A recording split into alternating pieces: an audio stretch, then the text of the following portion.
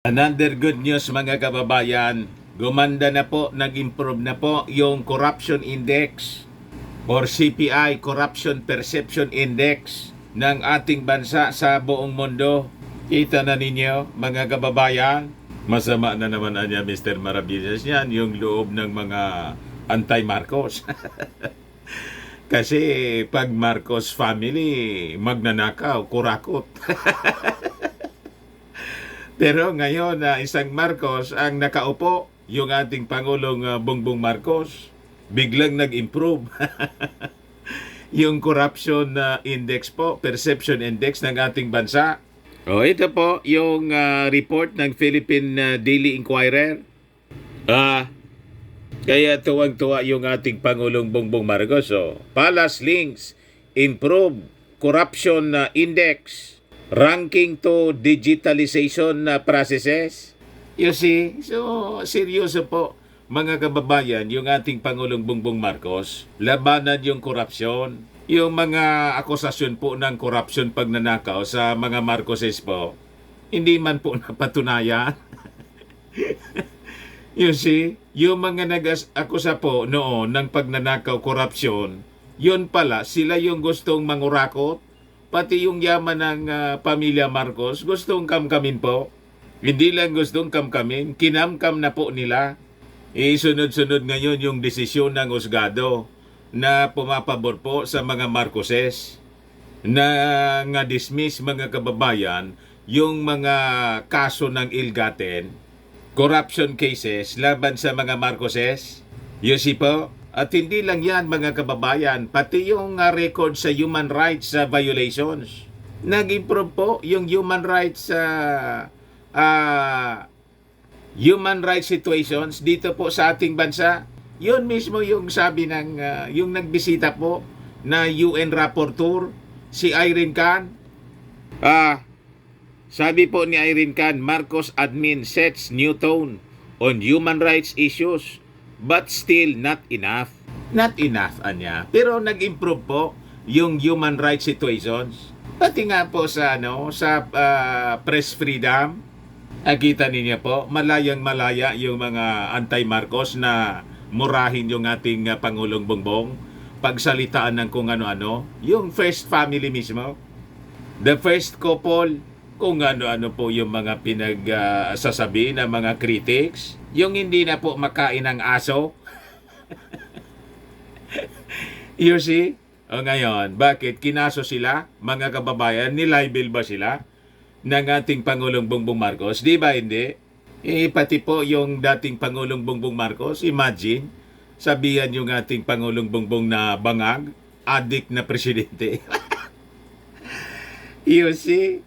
But before ko mga kababayan ibigay sa inyo yung full story, click subscribe muna dito sa ating YouTube channel and hit the notification bell para lagi po kayong updated ng mga kaganapan dito sa ating bansa. Like and share na po ninyo ng ating video at huwag na rin po ninyo mga kababayan na skip yung ating mga commercial ads para tuloy-tuloy lang ang pag-unlad ng bagong Pilipinas. Sa mga nagana po ng malinis and spacious fitness gym, punta lang po kayo sa aming Colossal Fitness Gym. We also offer Grab Car Rental with our brand new 2023 model ng Toyota Innova. We also accept booking for those who are planning to travel via PAL, Cebu Pacific, and other airline companies, local and international. And bills payment for Meralco Bills, Alico Bills dito sa mga Tagalbay, PLDT, etc. Kahit po saan bansa kayo gusto na mag-travel para maka minus kayo, makamura. Pati hotel booking po.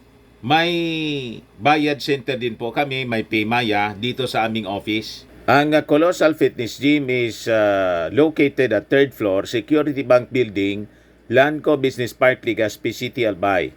For inquiries, look for Jilon Maravillas, contact number 0966 8020949. Yung cousin po ng dating Pangulong Apulacay, si Rose Marcos, taga Batak ang origin po. At nagkita kami po doon sa NAIA Terminal to. Ito, nag-chat kanina. Sabi niya, "Hello sir, I'm in Manila again. Thanks to Jilon for helping me to my ticket. Di ba mga kababayan? Nagpabook dito sa amin po. Marami na po nagpapabook dito sa amin sa office po. Yan po yung aming Innova. Palaging matao na po sa amin. Nakaset up na rin yung mga bago naming gamit. Lahat brand new. May treadmill na rin po kami. May bagong services po kami. Acupressure therapy, bone adjustment, si Boy Ragtok. Pabook lang po kayo. Ito naman yung bagong product namin mga kababayan, iGlow.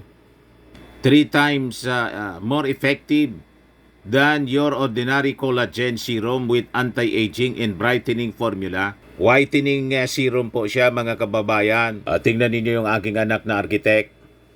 Before and now. Message na lang po kayo sa kanyang FB, Riz Maravillas. You see? Ito po siya mga kababayan. Dumami na niya Mr. Maravillas yung paninda niya.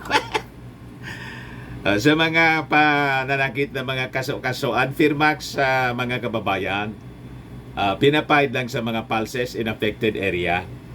Ito, Automax, anti-aging po siya. Sa mukha naman yung application. You will look 10 years younger than your age. Sa mga cancer patient, try po ninyo itong Ningxia Red Mix Fruit Drink. Di man po siya gamot, food supplement siya. Kaya lang, gawa siya mga kababayan sa goji berry. Yung goji berry may anti-cancer properties. Yung mga inquiries ninyo, dumiretso na lang po kayo sa aming messenger sa Facebook para masagot namin agad. Ayos pa? Ayos na dia Mr. Maravillas. So, balikan natin yung mga magagandang balita. Kasi the past several days, lahat po mga kaindik-kindik.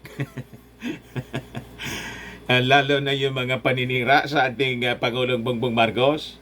Ngayon, mga kababayan, umani na po tayo ng maganda sa mga efforts ng ating Pangulong Bongbong, lalo na po sa paglaban, hindi lang sa pagpaunlad ng ating ekonomiya, pati sa paglaban sa korupsyon. Di ba? Kaya sabi dito sa balita, Philippine ranks 115 in the 2023 Corruption Index. Improves score by 1 point. Paraan niya Mr. Maravillas 1 point pa yung improvement. Kaysa naman na lumala. Di ba? Tulad ng standing ng ating mga mag-aaral sa PISA, bagsak. Di ba? At saka yung ratings ni Inday sa RP Mission Study, hindi na po makita. Bagsak. Sa mga cabinet officials, number 1 po si Secretary Abalos. Number 2 si Gatchalian ng DSWD. Hindi pumasok si Inday sa sa top 17. Wala talaga po. Hindi na sinama po ng RPMD. Hindi makita. Kaya sabi po ng Palasyo Malacanang, ang reason niyan ay yung pag-implement nitong programa ng ating Pangulong Bongbong, yung digitalization po. Kaya nag-improve yung ating corruption perception index. Ayan po.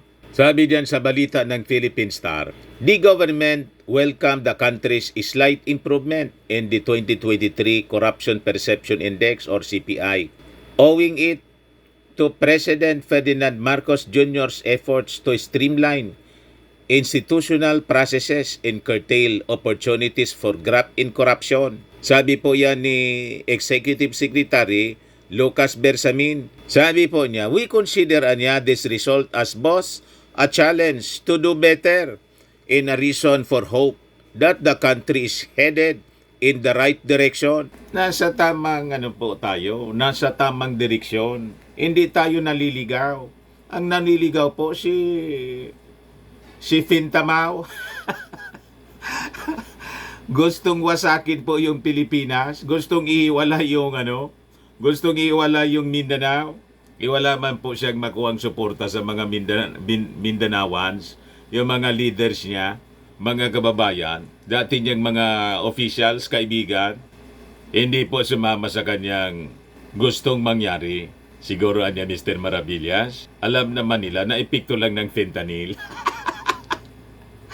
Malamang mga kababayan, bugso lang po. So sabi po ni Bersamin, in line with the President's clarion call for the entire government to show in deeds, not in words, that it is deserving of the people's trust, earnest efforts are already being undertaken to implement the digital transformation mandate of the administration in order to streamline institutional processes and curtail opportunities for graft in corruption. Kaya itong mga marites po na mga vloggers na daldal mga kababayan tungkol sa corruption sa ating bansa, ito po yung patunay. Nag-improve po yung corruption perception index as compared doon sa last administration. You see? So, malinaw po na baseless, marites lang po at pure na paninira yung ginagawa nitong mga anti-Marcos vloggers na hindi po napagbigyan kasi malinaw yung intensyon nila. Masama ang intensyon. Kaya sabi po ni Bersamin,